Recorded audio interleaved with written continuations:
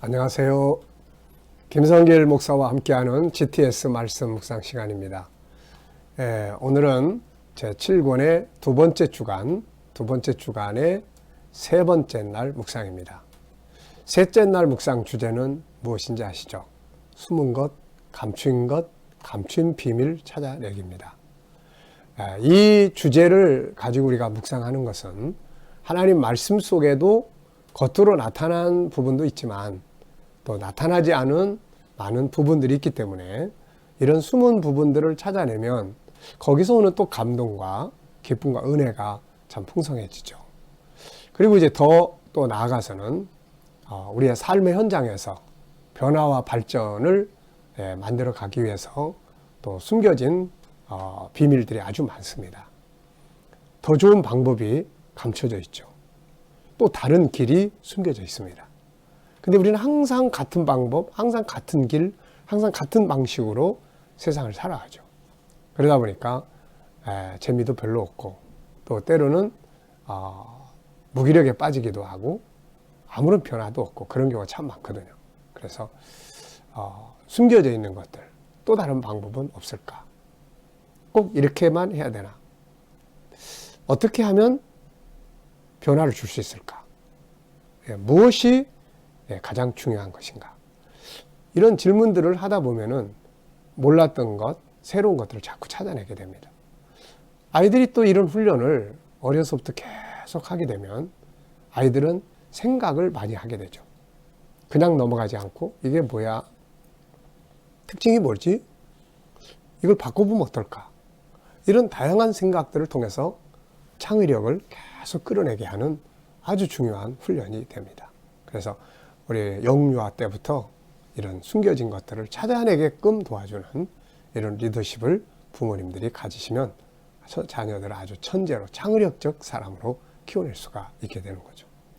자, 그러면 오늘 먼저 우리가 말씀을 통해서 말씀 속에 또 숨겨져 있는 은혜의 보물들은 뭔가 한번 찾아보겠습니다.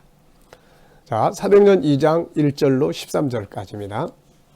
오순절 날이 이미 이르매 그들이 다 같이 한 곳에 모였더니 호련히 하늘로부터 급하고 강한 바람 같은 소리가 있어 그들이 앉은 온 집에 가득하며 마치 불의 혀처럼 갈라지는 것들이 그들에게 보여 각 사람 위에 하나씩 임하여 있더니 그들이 다 성령의 충만함을 받고 성령이 말하게 하심을 따라 다른 언어들로 말하기를 시작하니라. 그때 경건한 유대인들이 천하 각국으로부터 와서 예루살렘에 머물러 있더니 이 소리가 나매 큰 무리가 모여 각각 자기의 방언으로 제자들이 말하는 것을 듣고 소동하여 다 놀라 신기하게 여겨 이르되 보라 이 말하는 사람들이 다 갈릴리 사람이 아니냐 우리가 우리 각 사람이 난 곳 방언으로 듣게 되는 것이 어찌 됨이냐 우리는 바데인, 메데인, 엘라임과 또 메소보다미아 또 유대와 갑바도기아, 본도와 아시아 부르기아와 밤빌리아 애국과 및 구레네에 가까운 리비아 여러 지방에 사는 사람들과 로마로부터 온 나그네 곧 유대인과 유대교에 들어온 사람들과 그레데인과 아라비아인들이라 우리가 다 우리의 각 언어로 하나님의 큰 일을 말함을 듣는도다 하고 다 놀라며 당황하여 서로 이르되 이 어찌된 일이냐 하며 또 어떤 이들은 조롱하여 이르되 그들이 세술에 취하였다 하더라. 아멘. 자, 그러면은 우리 세 번째 날 묵상을 한번 나누도록 하겠습니다. 자, 먼저 감사한 일 세 가지 적어 보기입니다. 네, 어제 하루를 지내시면서 감사했던 것들 한번 쭉 찾아보시고 한번 기록해 보시기 바랍니다. 그냥 지나가면 다 지나칠 일들을 한 번쯤 생각하면서 감사한 게 뭐가 있나 하면 감사가 많아지게 되고 감사가 많아질수록 평안함을 갖게 되는 것이죠. 자, 오늘은 또 이제 감사, 무엇이 감사합니까? 네, 저는 항상 묵상과 기도로 시작하는 것이 제일 감사하고 또 건강하게 또 여러 가지 해야 될 사명, 일들이 있다는 것도 감사하고 또 하나님께서 모든 것을 합력하여 선을 이루신다는 것을 믿고 감사하고 감사가 넘치게 됩니다. 감사함으로 하는 일들은 아름답게 잘 될 수 있는 것이죠. 자, 질문 나눠보겠습니다. 1번입니다. 오순절에 모여있던 제자들에게 어떤 일이 벌어졌는가? 자, 어떤 일이 벌어졌죠? 먼저 불이 임하고 성령이 충만하고 그리고 성령이 말을 하게 하심에 따라서 다른 방언으로 다른 지방의 말들을 하기 시작을 했습니다. 자, 이들에게 이런 성령의 충만한 사건이 일어나기까지들은 무엇을 하였는가? 모여서 뭘 하고 있었나요? 자, 이 말씀은 우리가 그 앞부분 사도행전 1장을 보면 이 사람들이 모여서 뭘 하고 있었는지를 볼 수가 있는데요. 1장 14절을 보면은 저들이 기도하기에 전심으로 기도한다. 기도하기에 힘썼다. 다 같이 모여서 한 마음으로 전심으로 기도하기를 힘썼다. 이렇게 말씀하고 있어요. 그러니까 이들이 모인 비밀은 기도하기 위해서 모인 거죠. 조금 더 거슬러 나가면은 이 사람들이 기도하기 위해서 모였던 이유는 예수님의 말씀을 순종했다 하는 것을 우리가 발견할 수가 있죠. 예수님께서 1장에서 예루살렘을 떠나지 말고 아버지 약속하신 것을 기다리라. 근데 그 말씀을 들었던 많은 사람들이 떠났어요. 근데 120명은 남았습니다. 주님이 도대체 왜 말씀하셨을까? 일단 주님 말씀대로 해보자. 그래서 모여서 기도한 거죠. 자, 우리는 어떤 모임에 주로 참여를 합니까? 기도하는 모임인가요? 아니면 술 마시는 모임인가요? 아니면은 그냥 방탕하고 타락한 모임인가요? 아니면 고민하는 모임인가요? 이왕이면 기도하는 모임, 이왕이면 말씀을 읽고 묵상하고 배우는 이 영적인 모임, 이런 모임에 참여하는 것이 아주 복이 있는 거죠. 자, 두 번째 질문입니다. 예수님이 승천하신 후에 성령이 충만하게 임하기까지 그들은 어떤 상태에 있었는가? 마음 상태, 환경. 자, 다 숨겨져 있는 것들을 지금 우리가 찾아내는 거예요. 예수님이 승천하신 후에 성령이 임하기까지 기간이 있었죠. 요 기간. 네, 요 기간이 제자들은 어떤 심리 상태, 그들의 마음은 어떠했고, 그들의 분위기, 환경은 어땠을까? 네. 저는 이걸 이제 생각을 해보면서 당시 제자들에게는 세 가지의 문제점이 있었다. 이렇게 생각을 해요. 이건 물론 저의 생각이에요. 첫째는, 자, 이 사람들은 지금까지 예수님을 따라서 다니면서 다윗왕국 건설을 꿈꾸고 자기들의 직업도 버리고 가정도 내려놓고 다 예수님 따라다녔단 말이에요. 그런데 예수님이 예루살렘에 와서 십자가에 죽으신 거예요. 다윗왕국을 회복한 게 아니고 예수님이 십자가에 죽자 많은 사람들은 흔들리기 시작을 했습니다. 그래서 나중에 부활하셨음에도 불구하고 많은 사람들이 한 500여 명이 예수님이 승천하는 자리에 있었다고 그러니까 그 자리에 있던 사람들 중에 120명만 남고 나머지 다 떠난 거예요. 그러니까 사실은 이제 뭘 해야 되나 하는 문제가 있었겠죠. 그래서 생각이 현실적으로 돌아가는 사람들은 자, 이제 다 끝났어. 메시아가, 예수님은 다윗왕국 건설의 메시아가 아니었어. 그리고는 자기들의 고향으로 집으로 가서 현실에 먹고 사는 일을 위해서 다시 돌아간 거죠. 그러니까 이 사람들도 남아있긴 하지만, 순종해서 남아있긴 하지만은 도대체 이제 뭘 우리가 어떻게 해야 돼? 이런 고민에 빠져 있었던 거죠. 또 하나는 예수님을 십자가에 못 박아 죽인 지 얼마 안 됐기 때문에 사회 분위기가 예수 따라다니는 사람들에게 굉장히 위협적이었죠. 그러다 보니까 공개적으로 나가서 뭘 하기도 어렵고, 그래서 두려움 속에 있었다. 또 120명이 함께 모여서 한 끼 한 끼 먹고 또 지내는 거, 이 경제적으로도 보통 일이 아니었을 거예요. 바로 이런 문제들이었죠. 그래서 이때 당시에 제자들의 그런 마음의 상태는 뭔가 두렵고 긴장되고 걱정되고 이런 부분들. 그런데 예수님께서 저희들에게 마지막으로 당부하신 말씀은 무엇이었습니까? 사도행전 1장 4절에 보면은 예루살렘을 떠나지 말고 아버지의 약속하신 것을 기다리라. 이런 말씀을 주셨어요. 자, 신앙은 말씀을 순종하는 거죠. 예수를 믿는 거고 그 다음에 그분의 입에서 나오는 말씀을 순종하는 것. 이게 신앙의 기본 틀입니다. 그리고 나면 그 말씀은 이루어지잖아요. 어떤 일들이 반드시 이루어지게 됩니다. 이제. 자, 세 번째입니다. 제자들이 안고 있던 문제들, 앞서 말씀드린 세 가지의 문제들의 답은 어디서 왔는가? 이 답은 세상에서 온 게 아니에요. 그래서 하늘로부터라는 말씀이 나와요. 하늘로부터. 2절에 보면 호련히 하늘로부터라는 말이 나와요. 그래서 세상에서 답을 얻지 못할 때 우리는 하늘에서 답을 찾아야 한다 하는 것을 우리가 기억해야 되겠습니다. 자, 오늘 우리는 어려운 문제들 앞에서 있을 때 답을 주로 어디서 찾으려고 합니까? 우리가 막 힘들고 어려운 일 만나면은 답을 주로 어디서 찾으려고 해요? 우선 아는 사람들 도움 요청할 수도 있겠고, 또 아니면은 너무 힘드니까 그냥 다 자포자기하고 뭐 술, 이게 답이야. 뭐 취해서 잊어버려야지. 뭐 이런 사람도 있을 거고, 이것저것 답을 찾지 못하면은 안타깝게도 자기 생명을 포기하려고 하는 사람들도 있고요. 근데 우리가 땅에서 답을 찾지 못하면 하늘에는 답이 있습니다. 그래서 하늘에서 답을 얻기 위해서 하늘문을 두들겨야죠. 제자들은 열흘 동안 두들긴 거거든요. 그러니까 하늘에서 답이 온 거예요. 바로 성령이라고 하는 하나님의 선물이 임한 것입니다. 자, 이 성령께서 그들 속에 하늘로부터 임하신 다음에 엄청난 일들이 벌어졌죠. 엄청난 일들이 벌어졌어요. 자, 네 번째 질문이 거기에 있습니다. 성령 충만함이 가져온 결과들은 뭔가? 우선 진리를 깨닫게 돼요. 예수님이 누군지, 하나님 나라가 뭔지, 알기 시작했어요. 다윗 왕국이 아니구나. 하늘에 있는 나라구나. 예수님은 이스라엘의 왕으로만 오신 것이 아니라 인간을 죄에서 구원하러 오신 거구나. 이거 알기 시작한 거예요. 그러다 보니까 그럼 우리가 이 사실을 전해야 되겠다. 하나씩 막 탁 밝아지기 시작을 한 거죠.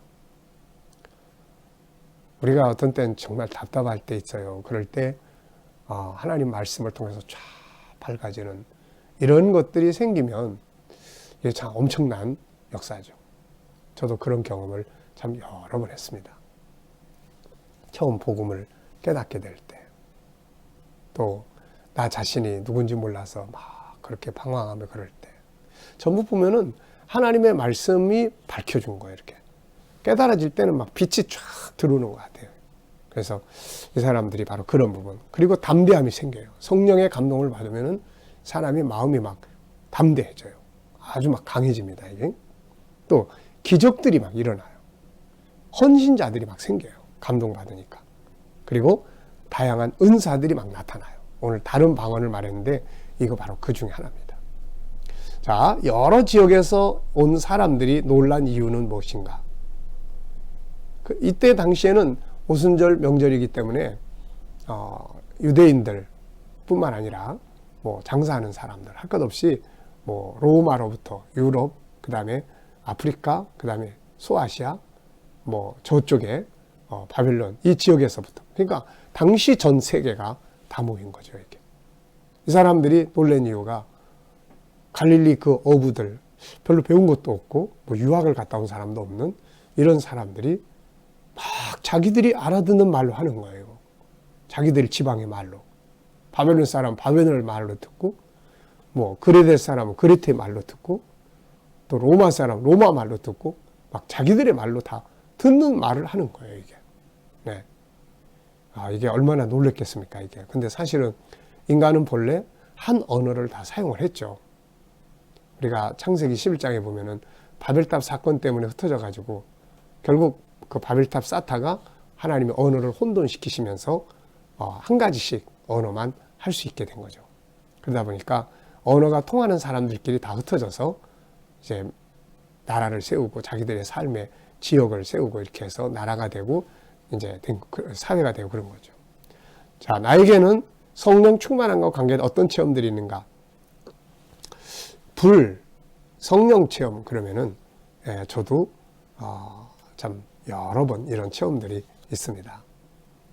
뭐 항상 많이 말씀드렸지만은 처음에 구원의 확신을 가질 때 내 속에서부터 뜨거운, 성령은 주로 불이에요. 불. 그래서 뜨거움이 있습니다.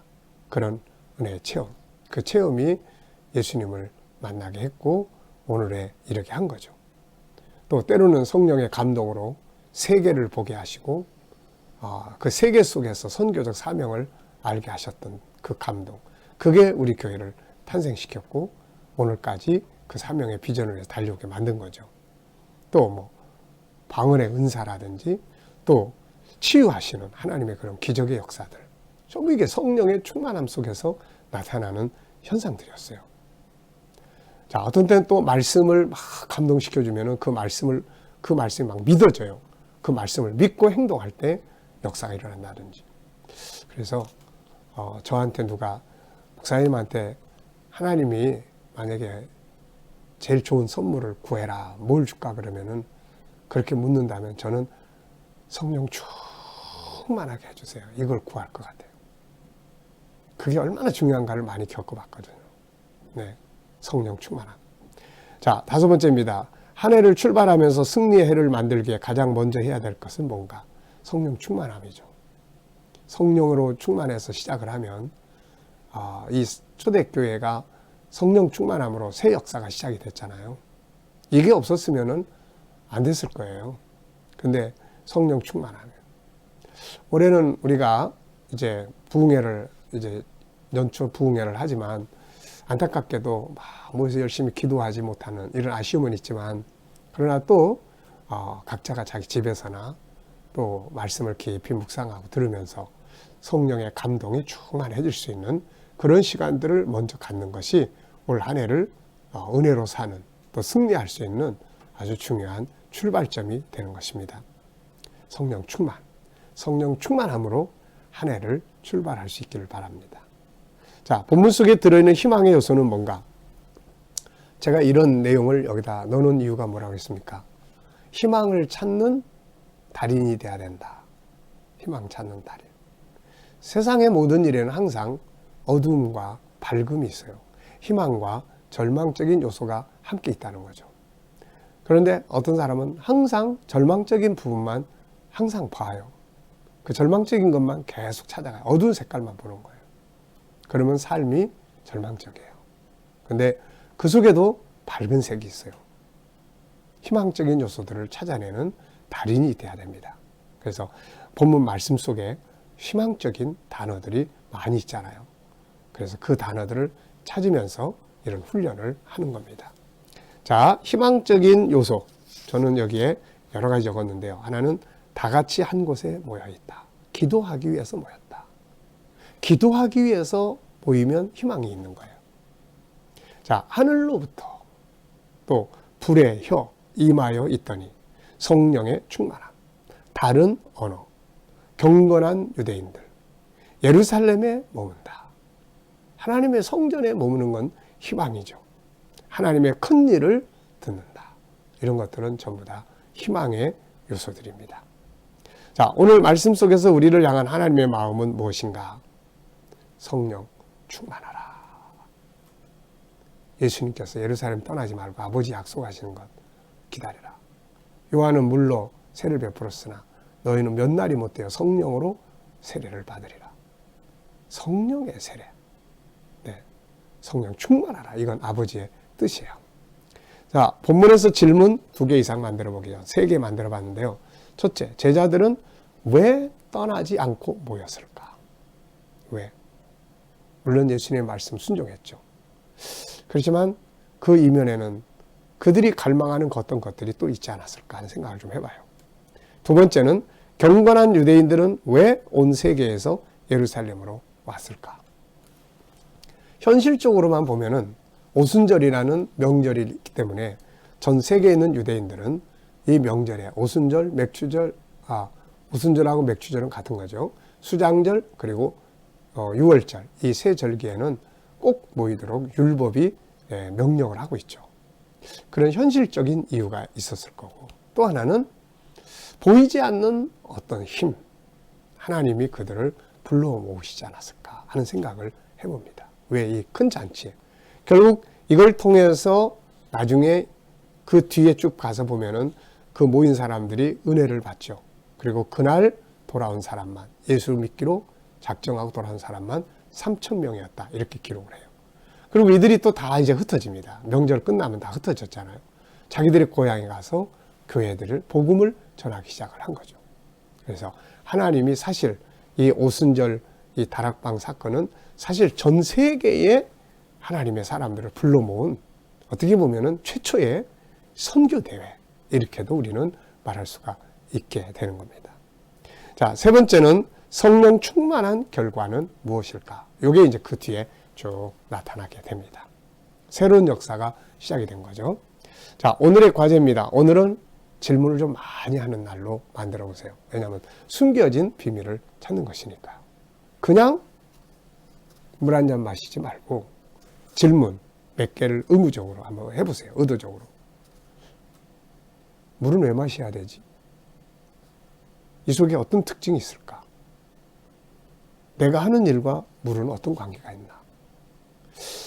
자, 어떻게 하면 더 좋은 물을 마실 수 있을까? 이 물이 들어가서 내 속에서 어떤 역할을 할까? 자, 이렇게. 또 볼펜.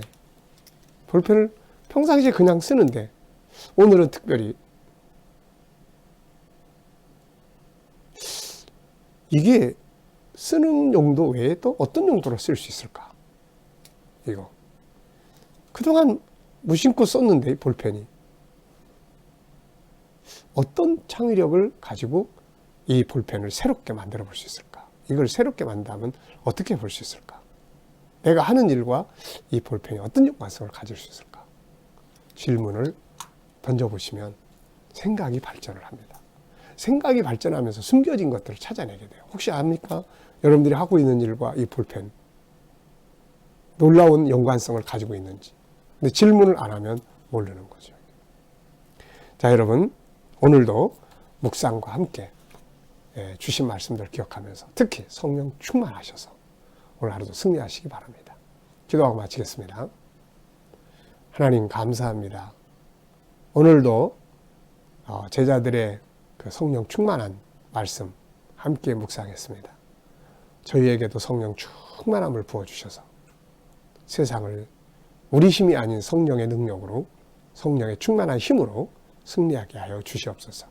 오늘도 우리 자녀들과 또 우리 친척들, 이웃들 중에 믿지 않는 자들 다 주께로 돌아오게 하시고, 또 우리 자녀들과 모든 성도들 살아가는 현장마다 주의 은혜가 함께 하시고 보호하여 주셔서 코로나 바이러스로부터 머리털 하나 상하지 않도록 꼭 지켜주시옵소서.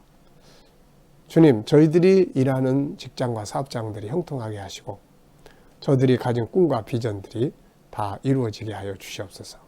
주님, 치료받는 성도들에게는 치료의 능력이 강하게 나타나게 하여 주시고, 오늘도 이 나라와 민족을 붙들어 주셔서 이 땅에서 코로나 바이러스가 속히 소멸되게 하여 주시고, 치료제와 백신들이 속히 개발되게 하여 주시옵소서.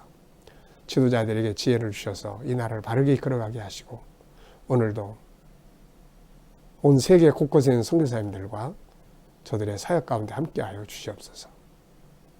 이슬람권, 힌두권, 공산권, 불교권에서 핍박받는 성도들 가운데 함께하여 주시고, 저들이 믿음으로 끝까지 승리하도록 인도해 주시옵소서. 감사하며 예수님의 이름으로 기도하옵나이다. 아멘.